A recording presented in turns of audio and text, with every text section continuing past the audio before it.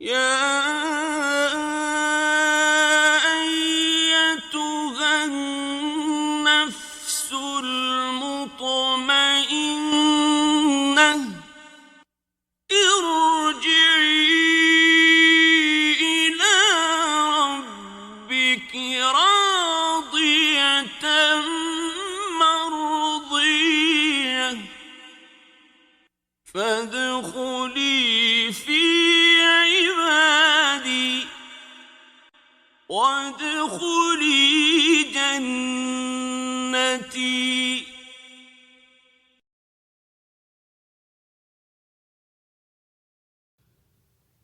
Your husband is not responsible for the state of your soul.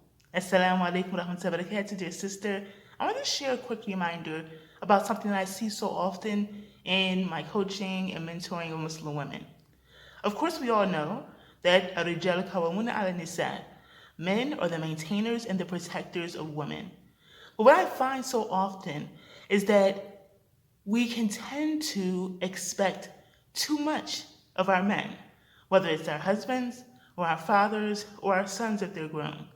And that is, we give them the responsibility for our spiritual state. What do I mean by that? So often we can think about how we're either feeling emotionally or the things that we're engaged in. And a lot of that centers around our family and, of course, the directives and the direction and the state of the males in our lives, right? That's just the reality. However, what we have to be careful not to do, and what I see very often, is that we can tend to abdicate responsibility for the state of our souls. And we know Yom Kippur is going to be nafsi, nafsi.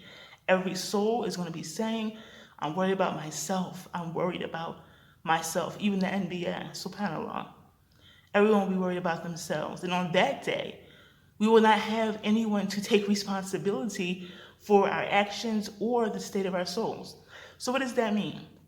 In this life, whether our husband is particularly, practicing or spiritual or, whatever the case may be, whether he is or not, whether he's providing that foundation or not, which inshallah ta'ala he is, may Allah aid all of our men. As women, we also have a responsibility as individual souls and also as guardians of our children and stewards of what Allah has placed us over.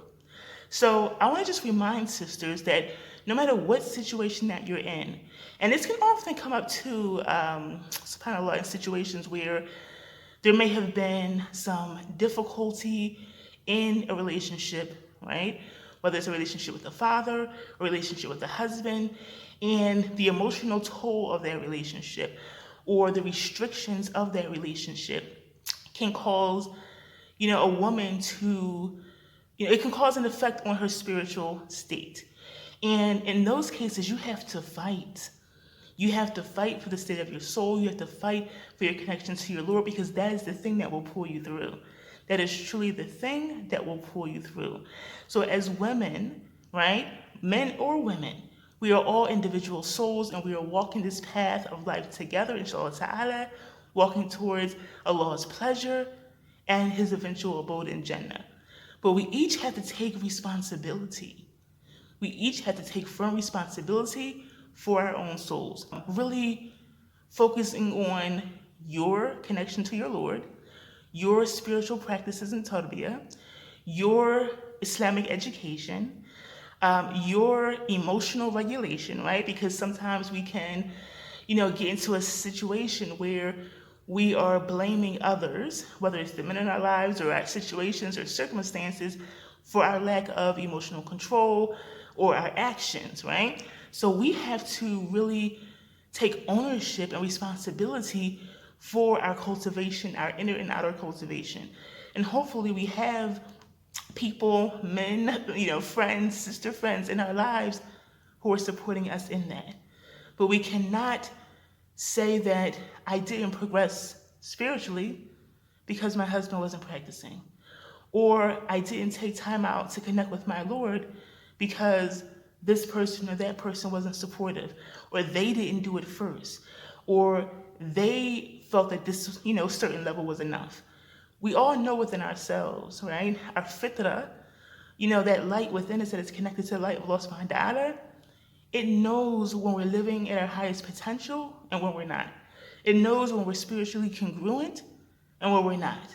So I just want to, with love, because we all go through, this life and we're sometimes limited, we can perceive it to be limited or impacted by our environments. But we all have to take responsibility, and we can never, ever abdicate responsibility for our spiritual connection, for the state of our souls, because Yom Qiyamah, what will we say? We won't be able to say, well, I didn't reach out to you, Allah. I didn't reach out to you, my Lord, because of so-and-so. I didn't spend time with your book because this and that. I didn't seek the answers to the questions that I had and seek to increase in knowledge. Not saying anybody has to be a student of knowledge or a scholar, but just know your Lord, right? I didn't take time to get to know my Lord. None of us want to say that, and we definitely will not be able to blame it on anyone else, because we, our soul, every soul, when Allah subhanahu wa ta'ala took us out of the backs of our father Adam, and he asked us, am I not your Lord? Alastu bi rabbikum? Qalu bala shahidna. We all said, yes, yes, we affirm, we are witnessing. So he took that covenant with us, and when we meet him again, he will ask us and question us if we honor that individual covenant. And that has nothing to do with anyone else in our lives. It's our own individual souls, our own individual responsibility, the amana that we have in this world that will gain us the best of rewards in the next, inshallah ta'ala. So I hope this is beneficial, inshallah ta'ala. And again, no one else is responsible for the state of your soul. Take ownership, be empowered, and connect to your Lord. Wassalamu alaikum wa rahmatullahi wa barakatuh. قد أفلح من زكاها